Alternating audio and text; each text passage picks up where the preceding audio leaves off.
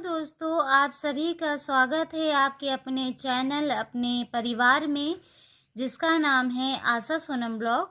तो दोस्तों, हम लोग जो है प्रीवियस पेपर को लगा रहे थे, उसकी प्रैक्टिस कर रहे थे। तो आज है सब्जेक्ट हिंदी का। तो हम लोग हिंदी वाला क्वेश्चन करने जा रहे हैं, जिससे हम लोग की उसकी बढ़िया से प्रैक्टिस हो और पेपर में अच्छा नंबर ले आ सकें। तो हम जब तक क्वेश्चन ले आते हैं, आप अपने दोस्तों अपनी सहेलियों में ये वीडियो को शेयर कर दीजिए, जिससे कि उनकी भी प्रैक्टिस हो। तो आप लोग शेयर कीजिए, तब तक हम लोग क्वेश्चन खोलते हैं। तो दोस्तों, ये है हिंदी का पहला क्वेश्चन। हिंदी में 30 प्रश्न आते हैं, जिसमें से 15 आपके गद्यांश और पद्यांश से पूछे जाते हैं और 15 रहते हैं शिक्षण के, जो कि आज हम लोग शिक्षण का करने जा रहे हैं, जिसमें का पहला प्रश्न है भाषा के बारे में आपको बताना है। ये 4 ऑप्शंस हैं, आप लोग को दिख रहा होगा। जब तक आप लोग अपने रफ में इसको टिक लगाते हैं, मैं इसको पढ़ लेती हूँ। जानने का अर्थ उसका व्याकरण जानना है। दूसरा है सिखाने में पाठ्य पुस्तकों का विशेष महत्व होता है। तीसरा है जीवन की विभिन्न स्थितियों को साधती है। चौथा है व्याकरण पर ही आधारित होती है। तो जैसा कि मैंने कहा है कि अंत में आप लोग को कमेंट करना है कि आपने आज के जितने प्रश्न कराए हैं उसमें कितना सही हुआ है, आप देंगे। तब तक आप लोग अपने कॉपी में लिख लिए होंगे इसका आंसर। तो इसका आंसर मैं बताती हूँ। तीसरा, भाषा क्या है? भाषा जीवन की विभिन्न स्थितियों को साधती है। भाषा जीवन की हर एक इतना इम्पोर्टेंट, इतना महत्व भूमिका है, जिसको हर चीज़ में हमको ज़रूरत पड़ती है। बिना इसके कोई हम काम नहीं कर सकते।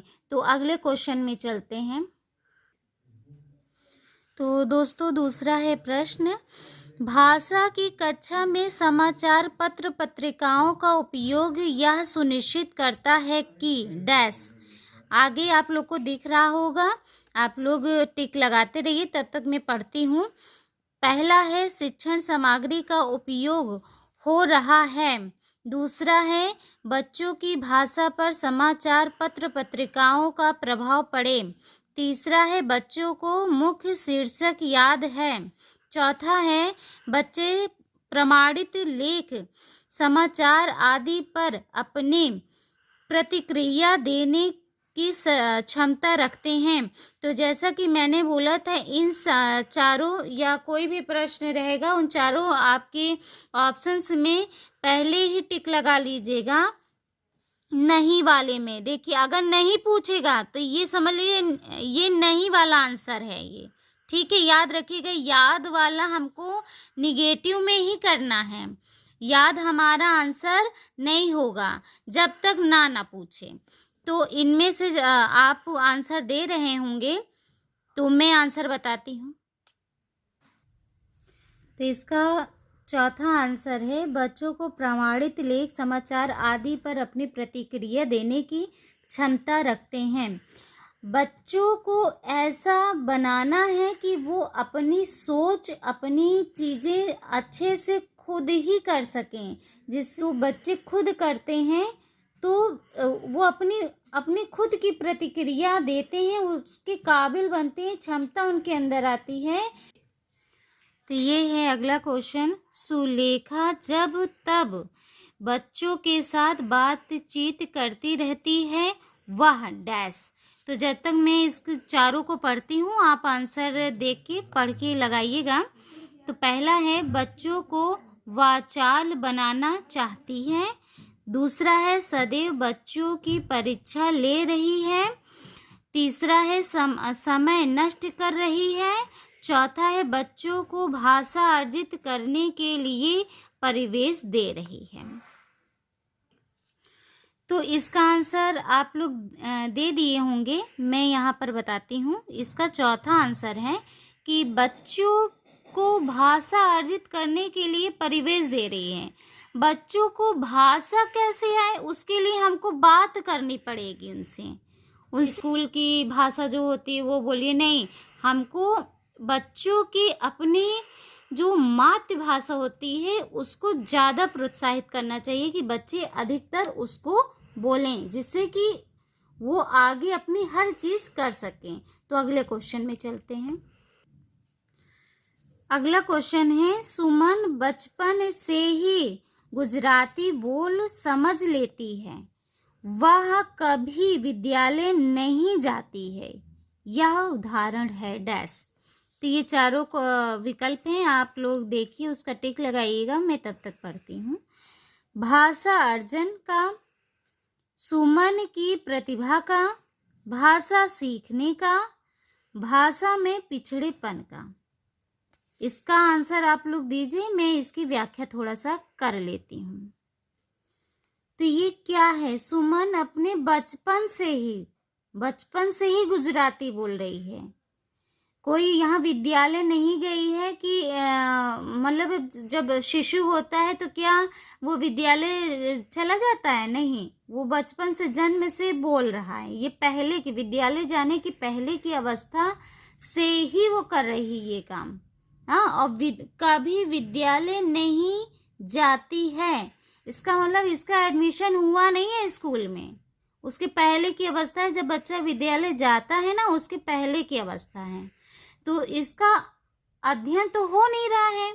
तो जाहिर सी बात है भाषा अर्जन की बात यहाँ पर चल रही है। कोई भी बच्चा जो विद्यालय नहीं गया है वो अपने क्षेत्र की ही भाषा बोलेगा। तो ये क्षेत्र की भाषा कहाँ से आएगी? अध्ययन से तो आएगी नहीं, उसको अर्जन के द्वारा ही मिली है। तो अगले क्वेश्चन में चलते हैं। अगला क्वेश्चन है, भाषा में सतत और व्यापक मूल्यांकन का उद्देश्य है डैश। आगे मैं विकल्प पढ़ती हूँ। केवल बच्चों की कमियां जानना, केवल यह जानना कि बच्चों ने कितना सीखा, बच्चों को उत्तीर्ण अनुत्तीर्ण श्रेणी में रखना, बच्चों द्वारा भाषा सीखने की प्रक्रिया को जानना या समझना। तो मैंने जैसा कि बताया था कि आप लोग एक डायरी बनाएंगे जिसमें आपको निगेटिव वाली चीज़ और पॉजिटिव वाली चीज़ दोनों लिखनी है। तो निगेटिव में भी मैंने कई चीज़ें लिखवाई हैं जिसमें आपको आगे भी ऐड करना है। क्या ऐड करना है? केवल निगेटिव के जहाँ निगेटिव लिखे उसी के नीचे निगेटिव वर्ड लिखिए केवल। जहाँ नहीं का आंसर पूछा जाएगा, क्या नहीं है, तो केवल वाला आंसर सही होगा। लेकिन जहां आपको पूछा जाएगा क्या है, तो जहां आपको केवल समझ में आए उसको काट दीजिए, उसको हटा दीजिए, वो आंसर नहीं है। अब बचेगा तीसरा चौथा। अब तीसरे चौथे में क्या हो सकता है? क्या हम बच्चों को मतलब हमेशा फेल और पास ही करते रहेंगे, उनको इसी श्रेणी में रखेंगे? ये उद्देश्य है भाषा का? नहीं। भाषा का उद्देश्य, भाषा सिखाने का उद्देश्य हमारा ये होता है कि बच्चों के द्वारा भाषा सीखने की जो प्रतिक्रिया है, जो कर रहे हैं, वो क्या कर रहे हैं, उनको जानने समझने का उद्देश्य है। उसी का मूल्यांकन होता है कि हम जाने और समझें कि बच्चा कितना सीखा, कितना बोल रहा है, किस तरीके से बोल रहा है, क्या समझ रहा है। तो इसका आंसर होगा चौथा। और हम लोग अगले क्वेश्चन में चलते हैं। सस्वर पठन का मुख्य उद्देश्य क्या है? 4 विकल्प हैं। मौन पठन करना, बच्चों को पढ़ने संबंधित झिझक को समाप्त करना, बोल कर पढ़ना, द्रुत गति से पठन करना। तो इसका आंसर जब तक आप लगा रहे हैं मैं थोड़ी सी व्याख्या कर देती हूँ। तो इसका आंसर आप टिक लगा लिए होंगे पढ़ के, मैं आंसर बताती हूँ। इसका दूसरा आंसर है कि जब बच्चा पढ़ता है, पढ़ने का उद्देश्य क्या है? उद्देश्य ये है पढ़ने का कि अगर बच्चे को जो झिझक हो रही है कि हम सही बोल रहे हैं, गलत बोल रहे हैं, तो वो झिझक जो है समाप्त हो जाती है, वो संकोच समाप्त हो जाता है और बच्चा निडर होकर पढ़ने लगता है। अगर गलती होती है तो उसको ये डर नहीं रहता कि हमको मतलब गलत हो गया, कोई हंस रहा है, मजाक कर रहा है या डांट पड़ रही है। नहीं, बच्चा इसलिए जो है पढ़ता है बेझिझक होकर कि अगर गलत होगा तो यहाँ पर उसकी गलती को सुधारा जाएगा, समझाया जाएगा, लेकिन उसको डांटा नहीं जाएगा और वो निडर होकर वो बिना झिझक के हर चीज़ सस्वर पठन करने लगेगा। इसका ये उद्देश्य होता है। अगले क्वेश्चन में चलते हैं। अगला क्वेश्चन है, भाषा शिक्षण में कौन सा बिंदु सबसे कम महत्वपूर्ण है? मतलब महत्वपूर्ण तो है, इसमें कोई दो राय नहीं है कि महत्वपूर्ण नहीं है, लेकिन इनमें से कोई एक ऐसा भी है जिसको मतलब बहुत कम महत्व मिलता है कि वो कम में ही है। बाकी तीन सबसे ज़्यादा महत्वपूर्ण होते हैं। तो आपको चारों विकल्प दिख रहे होंगे, मैं पढ़ती हूँ, आप टिक लगाइए, फिर थोड़ा सी व्याख्या के साथ इसका आंसर बताते हैं। पहला है भाषी अध्ययन, भाषी परिवेश, पाठ्य सामग्री, परीक्षाएं। तो इसका आंसर आप लगा लिए होंगे। तो सबसे कम यानी इसमें आप अंडरलाइन कर लीजिए, कम बताना है, सबसे ज़्यादा नहीं बताना है, सबसे कम बताना है। तो तीसरा सबसे कम महत्वपूर्ण है भाषी अध्ययन। जैसे कि बच्चों को अच्छे से परिवेश में, भाषी परिवेश मतलब जैसे कि आप इससे पहले क्वेश्चन देखे होंगे जिसमें टीचर बच्चों से बातचीत कर रही है, उसका उद्देश्य है कि भाषा बच्चों को खूब अच्छे से आ जाए और बेझिझक होकर अच्छे से अपनी भाषा का प्रयोग कर सके। तो उसमें भाषी परिवेश होता है, भाषी अध्ययन मिलता है। जहाँ गलत होता है तो उसको टीचर समझाती है, जानकारी लेती, कहाँ टक रहा है तो वहाँ समझाती है, तो वहाँ पर भाषी अध्ययन होता है। ये भी महत्वपूर्ण है। और जिससे इन दोनों के होते हुए जैसे अध्ययन भी मिल गया, परिवेश भी मिल गया, जिससे बच्चा परीक्षाओं में रुचि लेता है और उसमें उत्तीर्ण भी होता है, उपलब्धि भी प्राप्त करता है। सतत मूल्यांकन का एक निहितार्थ है डैश। तो चार विकल्प हैं, जब तक मैं पढ़ती हूँ आप टिक लगाइएगा। पहला है बच्चों के भाषा प्रयोग का निरंतर अवलोकन करना, बच्चों के परीक्षा संबंधित भय को समाप्त करना, प्रतिदिन परीक्षाएं लेना, हर महीने परीक्षाएं लेना। तो सतत मूल्यांकन का अर्थ क्या है, पहले ये जानिए। तो सतत मूल्यांकन का मतलब है कि बीच बीच में आप देखते रहिए कि बच्चों को कितना आ रहा है, कितना वो समझ रहे हैं, कि मतलब पढ़ाते ही समय आप जानिए, उनको समझिए कि एक लाइन पढ़ाइए, आप समझाइए और उसके बाद जानिए कि बच्चे क्या मेरी चीज़ें समझ रहे हैं, कितना समझ रहे हैं। तो ये चीज़ बच्चों की भाषा को समझाते सिखाते टाइम उनका हमेशा जो भी सिखा रहे हैं वो बीच बीच में अवलोकन करते रहना चाहिए। तो पहला इसका आंसर होगा बच्चों की भाषा प्रयोग का निरंतर अवलोकन करना चाहिए, वो कितना पढ़ रहे हैं, कितना समझ रहे हैं, कितना जान रहे हैं। तो अगले क्वेश्चन में चलते हैं। अगला क्वेश्चन है भाषा के आधारभूत कौशल।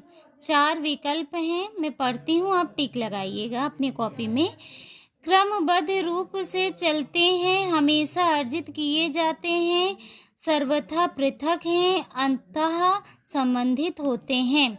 तो इसका आंसर मैं बताती हूँ, इसका आंसर दूसरा है, हमेशा अर्जित किए जाते हैं। बच्चा जब अपने परिवार, अपने आसपास के वातावरण में होता है तो भाषा अर्जित करता है, वो हमेशा अर्जित करता है। उसमें भाषा अध्ययन में ऐसा कुछ नहीं होता।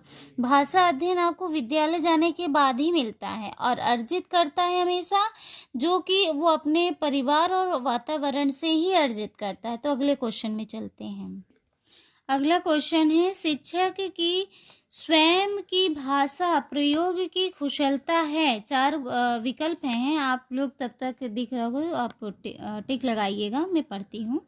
बच्चों के भाषा प्रयोग के लिए आदर्श रूप प्रस्तुत करती है, बच्चों के भाषा प्रयोग पर कोई प्रभाव नहीं डालती है, बच्चों को अलंकारिक भाषा प्रयोग के लिए प्रेरित करती है, बच्चों की भाषा का अनुकरण करने के लिए बाध्य करती है। तो सबसे पहले बात हम ये बता दें कि जो शिक्षक होगा, जो पढ़ाने वाला होगा, तो बच्चे जो है उसका हर एक चीज़ नोटिस करते हैं तो शिक्षक को ऐसा होना चाहिए कि जो स्वयं ही भाषा का प्रयोग इतने आदर्श रूप में प्रस्तुत करें, क्योंकि बच्चे उनका हर एक चीज़ नोटिस करते हुए उन्हीं के जैसा बोलते, उन्हीं के जैसा करते हैं। तो इसके लिए पहला आंसर होगा कि बच्चों के भाषा प्रयोग के लिए आदर्श रूप को प्रस्तुत करती है। ये आंसर एक भाषा प्रयोग की कुशलता के लिए बिल्कुल सही है। तो अगले क्वेश्चन में चलते हैं। अगला क्वेश्चन है, भाषा अर्जन और भाषा अधिगम के महत्वपूर्ण अंतर है डैश। तो 4 विकल्प है। भाषा का कठिनाई स्तर, भाषा की पाठ्य पुस्तक, भाषा सीखने सिखाने की पद्धति, भाषिक परिवेश की उपलब्धता। तो इसमें आंसर आप टिक लगा लिए होंगे। सबसे इम्पोर्टेंट, सबसे महत्वपूर्ण यही अंतर होता है। जो भाषी परिवेश होता है वो भाषा अर्जन और भाषा अधिगम का सबसे महत्वपूर्ण अंतर होता है, जिसको ये अर्जन और अधिगम को अलग करता है। तो अगले क्वेश्चन में चलते हैं। अगला क्वेश्चन है, भाषा की पाठ्य पुस्तक में डैश से संबंधित पाठ होने चाहिए। तो 4 विकल्प है, संस्कृति, विज्ञान, साहित्य, ये सभी। अब कुछ लोग सोच रहे होंगे कि ये सब होना चाहिए। अब मेरे ख्याल से अच्छे से दिख रहा होगा, बीच में धुंधला हो गया था, दिख रहा होगा, थोड़ा कैमरा हिलने की वजह से हो जाता है। तो खैर हम लोग इसमें पढ़ रहे थे, तो आगे बढ़ते हैं। तो कुछ लोगों को समझ आ रहा होगा कि ये सभी होने चाहिए, लेकिन आपको ध्यान देना है कि बच्चा छोटा है, उसको साहित्य की चीज़ बताइए। साहित्य से संबंधित पाठ्य पुस्तक होनी चाहिए। आपको जो भी आंसर देना है उसमें आपको स्पष्ट रूप से ये सोच के आंसर लगाना पड़ेगा कि आप किस बच्चे को पढ़ा रहे हैं, किस स्टैंडर्ड के बच्चे को पढ़ा रहे हैं। तो अगले क्वेश्चन में चलते हैं। अगला क्वेश्चन है, आकलन।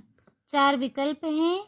मूलतः शिक्षक केंद्रित ही होता है, केवल यह बताता है कि बच्चे ने क्या नहीं सीखा, भाषा सीखने सिखाने की प्रक्रिया का अभिन्न अंग है, पाठ समाप्ति पर ही किया जाता है। तो आपको मैंने कितनी बार बताया होगा, मैं फिर से बताती हूँ, क्योंकि बार बार रिवीजन से ही दिमाग में बैठता है कि ये चीज़ करना है, ये चीज़ नहीं करना है। तो जहाँ पर आप केवल देखें और आंसर हाँ में रहे, क्या करना चाहिए, और आंसर आ जाए केवल, तो इसको झट से काट दीजिए, ये आंसर तो होगा ही नहीं। अब आगे बढ़ते हैं। शिक्षक केंद्रित, आपको मालूम होगा कि ये जो शिक्षण है ये बाल केंद्रित होता है, शिक्षक केंद्रित नहीं, तो ये भी आंसर कट हो गया। पाठ समाप्ति पर ही किया जाता है ना, बिल्कुल गलत। तो आंसर क्या बचा, आपको सबको खुद ही पता है कि आंसर क्या बच गया। सी, भाषा सीखने सिखाने की प्रक्रिया का एक अभिन्न अंग है। तो अगले क्वेश्चन में चलते हैं। मौखिक भाषा के आकलन का सर्वोत्तम तरीका, किताब पढ़ना, अंताक्षरी, प्रश्नों के तयशुदा उत्तर देना, अनुभव बांटना व बातचीत। तो जहाँ तक आपको मौखिक भाषा के आकलन से आपको अच्छे से समझ में आ गया होगा कि इसका चौथा आंसर है अनुभव बांटना। जितना मौखिक भाषा मतलब जितना आप बच्चों से बातचीत करेंगे उसमें वो बहुत अच्छे से उस सही गलत यानी बोलने की बात हो रही है, वो समझ पाएंगे कि हमको इस भाषा का प्रयोग कैसे करना है। क्या वो जो होता है, जैसे हम जो बोल रहे हैं वो शब्दों में बोल रहे हैं, मौखिक तौर पे बोल रहे हैं, तो आप भी उसका रिप्लाई करोगे, इसका मतलब हम बातचीत करेंगे। ये मौखिक भाषा का आकलन करने का सबसे सही सर्वोत्तम तरीका होता है। अगले क्वेश्चन में चलते हैं। स्वाभाविक अभिव्यक्ति, कल्पनाशीलता, कौशल और सोच को विकसित करना डैश। भाषा शिक्षण को किसी प्रकार की दिशा नहीं देता। भाषा शिक्षण का एकमात्र उद्देश्य है। भाषा शिक्षण का उद्देश्य नहीं है। भाषा शिक्षण का एक महत्वपूर्ण उद्देश्य है। तो जैसे स्वाभाविक अभिव्यक्ति, कल्पनाशीलता, कौशल और सोच को विकसित करने का भाषा शिक्षण का एक महत्वपूर्ण उद्देश्य है। इसमें बच्चा अपनी मतलब कल्पनाशीलता को, अपनी स्वयं की अभिव्यक्ति जो प्रकट करता है उसका हमें पता चलता है। तो दोस्तों ये हिंदी भाषा का ये 15 शिक्षण के क्वेश्चन थे। तो दोस्तों आज जितने क्वेश्चन कराए थे हमने, उसमें से आपने खुद कितने सही किए प्लीज़ कमेंट में लिखना ना भूलिए। आज का वीडियो आपको कैसा लगा वो भी आप ज़रूर से कमेंट में लिखिए, और इस वीडियो को अपने दोस्तों में, अपने सहेलियों में ज़रूर से शेयर कीजिए। जो सब्सक्राइब ना किए हों प्लीज़ वो दोस्त सब्सक्राइब कर दीजिए, लाइक कर दीजिए, और अगले वीडियो में मिलते हैं। तब तक के लिए नमस्ते।